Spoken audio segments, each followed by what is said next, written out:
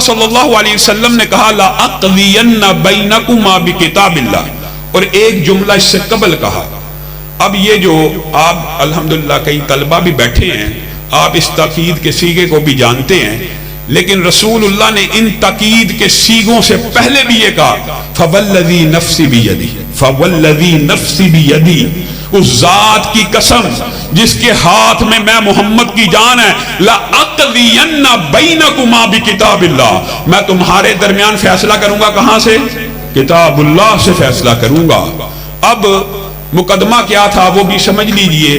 एक गुलाम ने एक शादीशुदा औरत से बुराई का इर्तिकाब किया था, एक कंवारे ने एक शादीशुदा औरत से बुराई का इर्तिकाब किया था। वो रसूलुल्लाह की बारगाह में आ गए और कहने लगे हमारा फैसला किताबुल्लाह से कर दीजिए। रसूलुल्लाह कसम खा के कह रहे हैं मैं किताबुल्लाह से फैसला करूंगा।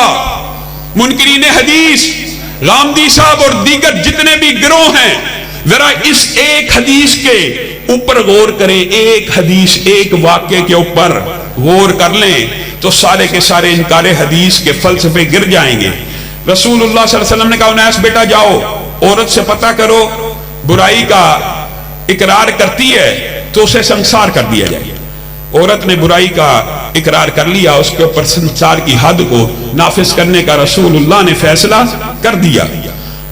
इस गुलाम के बारे में कहा ये तो मुकदमा खुद लेके आए हैं, इसके कबीले वाले, इसको 100 कोड़े लगाए जाएं और इसको 1 साल के लिए जिला वतन कर दिया जाए। तलबा को इस बारे में इस्लामी हदूद का पता है। इस फैसले में कितनी शिक्के नाफिज हुई? 3। एक, औरत को संसार किया जाएगा। दूसरा, इसको 1 साल के लिए जिला वतन किया जाएगा। तीसरा, इसको कोड़े लगाए जाएंगे। रसूलुल्लाह ने क्या कहा था? मैं फैसला कहां से करूंगा? किताबुल्लाह से। अब यहां तो गामदी साहब और मुनकिरीन हदीस जुर्रत करके ये बात कह दें कि रसूलुल्लाह ने कसम तो खाई थी मैं फैसला किताबुल्लाह से करूंगा, लेकिन जब फैसला करने की बारी आई तो किताबुल्लाह से बाहर भी कर दिया है। किसी में जुर्रत ये कह दे कि रसूलुल्लाह ने कसम भी खाई थी लेकिन